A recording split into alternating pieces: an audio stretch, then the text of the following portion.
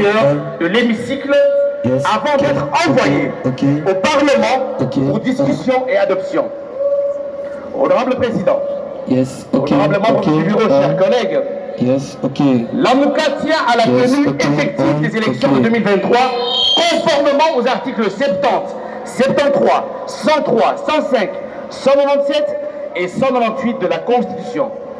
Ainsi, le consensus est nécessaire pour que ces élections soient crédibles, impartiales et apaisées. Faire autrement, c'est se faire complice de ceux qui tiennent à la déstabilisation de notre pays.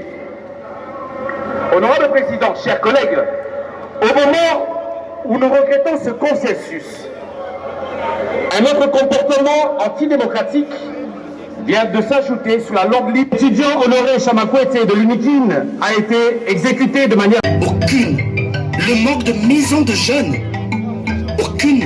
Le manque de politique culturelle adéquate. Nul. Artiste sans statut.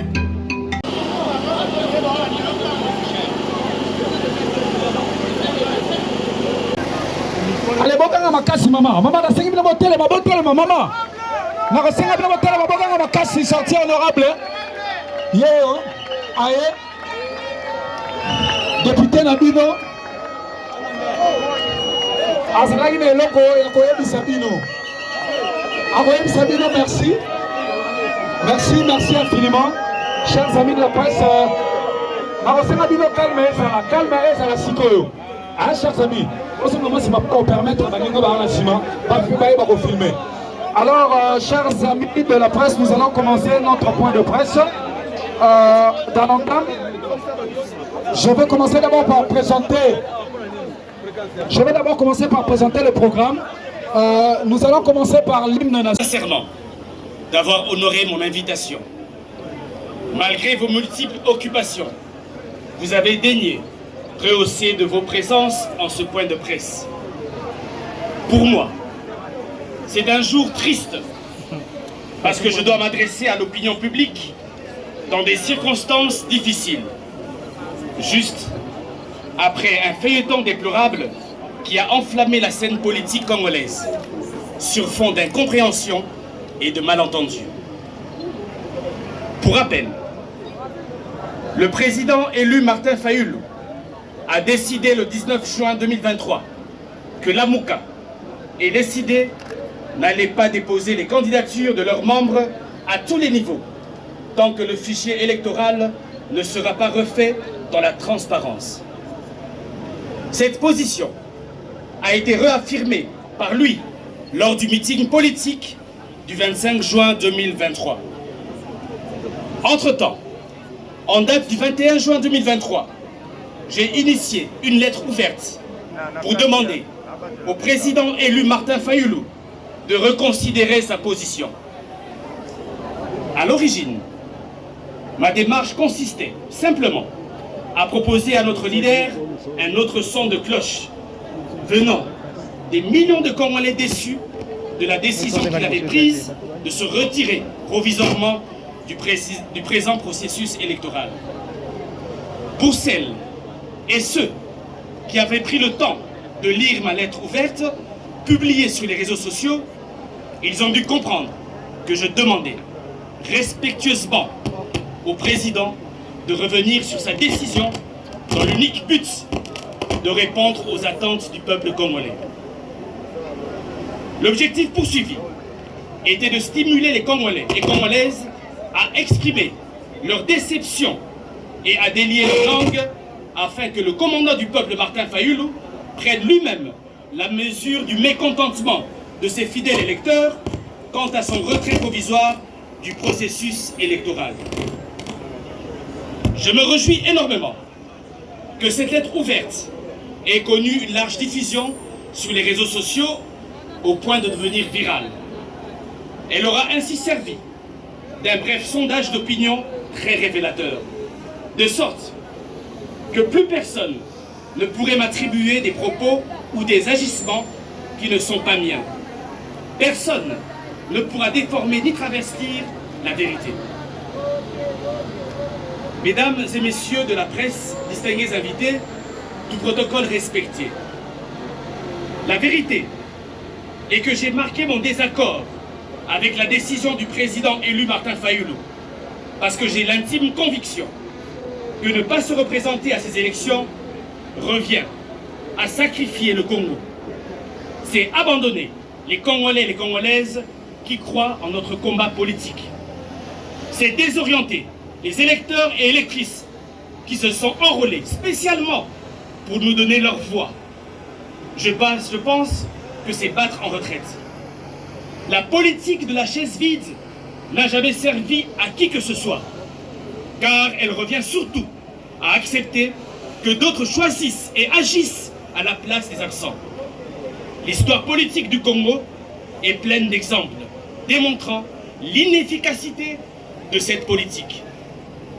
Même en étant minoritaire, la Mouka a joué et joue le rôle de sentinelle et de gardien de la démocratie. Mais si nous plaçons en marge du processus, comment jouerons-nous notre rôle de lanceur d'alerte face aux écarts et aux violations des droits humains du même pouvoir en place? Voilà les raisons qui expliquent ma position traduite par ma lettre ouverte. Voilà, mesdames et messieurs, distingués invités, il sied de rappeler que c'est au sein des institutions, sous la bannière de l'Amouka, que j'ai mené le combat pour un Congo meilleur.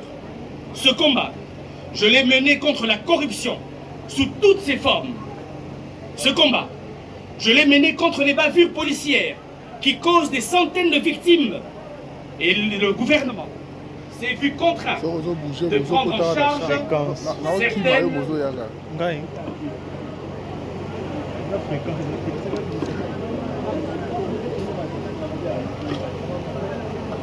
policières qui causent des centaines de victimes.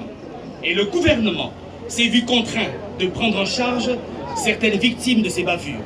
Ce combat, je l'ai mené contre le piteux état des infrastructures routières à Kinshasa, et certaines en ont été réhabilitées par le gouvernement, notamment Elengesa, Bongolo, Kimwenza, Bajoko, Bonga, Ikelemba, Oshwe, et tant d'autres que je ne saurais citer. Ce combat, je le mène en faveur de 27 millions de Congolais qui sont tenaillés par l'insécurité alimentaire, de 10 millions d'enfants qui croupissent sous la malnutrition, pendant que notre pays n'exploite pas les millions de 80 hectares de terres arables où son potentiel halieutique de 700 000 tonnes de poissons susceptible de nourrir 2 milliards de personnes. Ce combat, je le mène contre le taux de chômage aigu dans notre pays, où 90% de notre jeune population n'a pas de travail.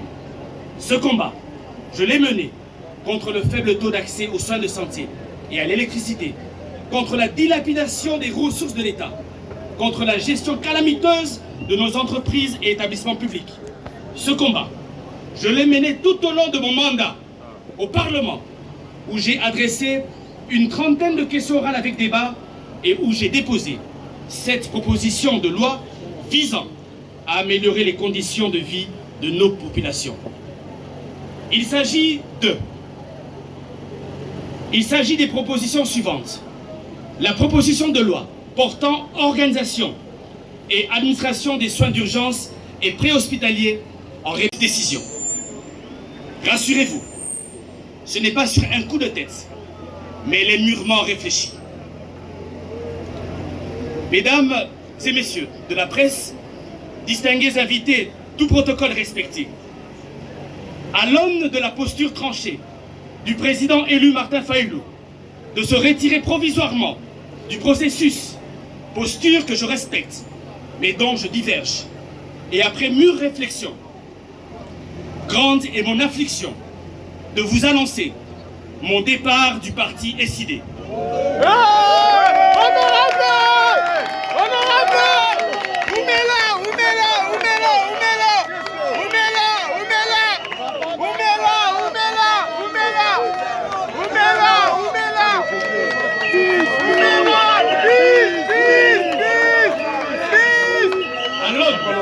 De la posture tranchée du président élu Martin Fayulu de se retirer provisoirement du processus, posture que je respecte, mais dont je diverge et après mûre réflexion, grande est mon affliction de vous annoncer mon départ du parti SI.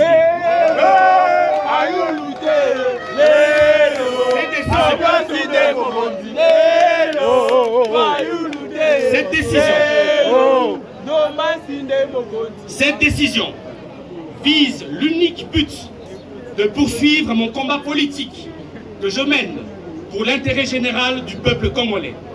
Soyez rassurés que ma vision de défendre les intérêts de mes compatriotes, quoi qu'il en coûte, reste intacte. Et elle n'est pas circonscrite dans les milices d'une formation politique. Elle demeure universelle et intemporelle.